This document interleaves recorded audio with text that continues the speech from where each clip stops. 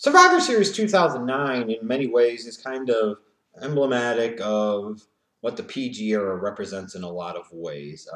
Even though the talent pool at this time of 2009 is obviously much better than it is now in 2014, you look at this show, and it's a show with so build up to it, but again, I think better in 2009, much better than what we've had leading up to 2014. But you have a lot of the show that has a very predictable feel to it. You have that one match maybe that stands out a little bit, or that one booking result that leaves you hopeful for what's to come, only to lead to your utter disappointment. And just a lot of those same things that I think have been a consistent pattern throughout the past 5 to 6 years in the WWE are perfectly epitomized here by Survivor Series 2009. And you have some characters that you're getting behind on the lower levels on the mid-card scene, but again, it's kind of one of these deals where you feel like in a lot of ways that you're going to ultimately be disappointed. Now look at this card. You've got 3 traditional Survivor Series tag matches. That's good. That's good. And when I look at them, they weren't that bad. You know, the Divas one kind of is what the Divas one is, and that's about the best you're going to expect. They give them about 10 minutes, and again, that's about what you can expect.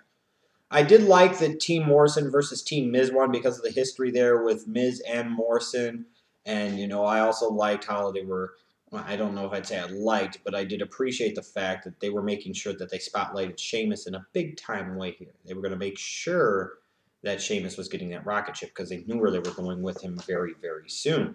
But then you look back on this and you see Dolph Ziggler, and you basically see a Dolph Ziggler who's pretty much about in the same spot that he was 5 years ago. Drew McIntyre is not even around anymore. This was supposed to be the Chosen One. Well, the Chosen One is no longer with the damn company. You know, Jomo was supposed to be a future top guy. That never happened.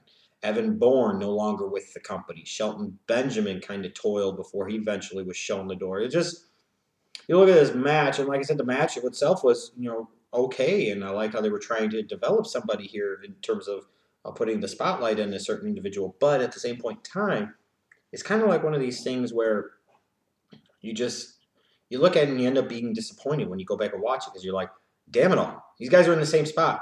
These guys were supposed to be more than whatever ended up happening with them. This is stupid. This pisses me off. You know, then I talk about the Team Kingston versus Team Orton match, and this is the perfect epitome of, oh my God, I'm hopeful for the future. Oh my God, I can really get behind this. Oh my God, this is good. Oh my God, they can't possibly screw this up, right? Right? But of course, eventually they would. When I look back at Team Kofi Kingston versus Team Orton, I look at Team Kofi Kingston, 4 that are black and 1 that are white. That was classic shit by Christian, his little rap thing. You got 4 that are black and 1 that are white. Ha! Ha! Ha! Fucking awesome. But here it is. Kofi Kingston. He's getting a push. They're making him somebody that you could take seriously. People are getting behind this guy. Is he going to be a main eventer? Maybe, maybe not. But could he become a decent level star and a young black star at a time where this company desperately needed it then and most certainly desperately needs it now? And here he is. He's eliminating CM Punk. He's eliminating Randy Orton. These are 2 guys that have been world champions by this point in time. Kofi Kingston's the sole survivor. And you're like, he goes over Orton here. Maybe he'll go over him on a freaking singles match. Maybe he's a threat to actually win the Royal Rumble and da-da-da-da-da. And all this bullshit never fucking happened. The best way I could sum it up is stupid. Fucking stupid. Anybody ever wonders why I get pissed off when I talk about Orton? It's bullshit like this. You can see a direct correlation between Orton getting pissed at Kingston and Kingston getting fucking buried to where 5 years later he still hasn't fucking recovered. Now you're talking about back in 2009, a guy that was in his late 20s that had some appeal, that merited a push, and the timing was right, to now he's a guy in his early 30s that is stagnant and really doesn't fucking matter. Fuck Randy Orton for this shit, and fuck the WWE for this shit. Just another reminder again of how they managed to pull the rug out from under them fucking selves for no damn reason whatsoever. Just pisses me off every time I think about it. So even though the match itself was really good and had a really good finish for me, Now, when I go back and watch it and I think about what happened afterwards, it does spoil the way you view this show. I think it has to. I think you're insane if it doesn't.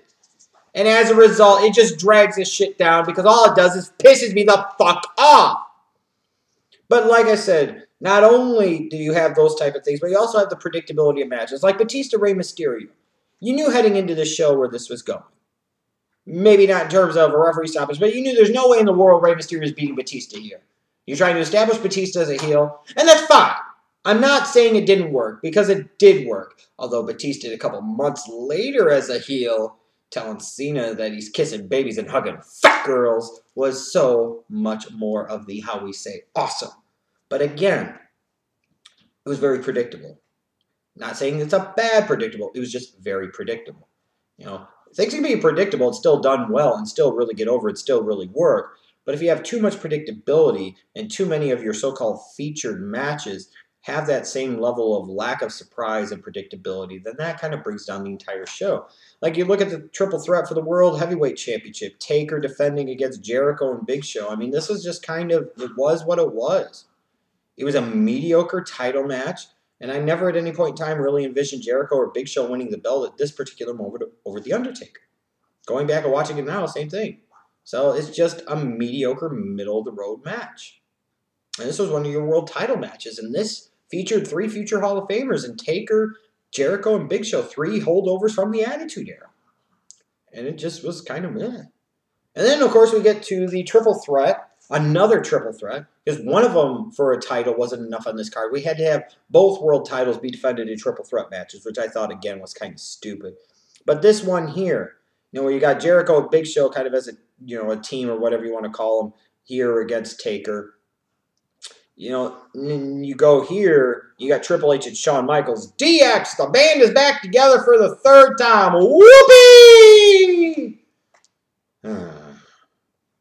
I really like that 3rd run of DX because it was just really childish, and not childish like in cheeky, cool antics. It was just childish in terms of kind of dumb, hokey, not very fun or entertaining at all. And then let's face it, you get to this match and you go, goddamn good and well, Cena's walking in the champ, and you know Cena's walking out the champ, and that's exactly what the fuck it is.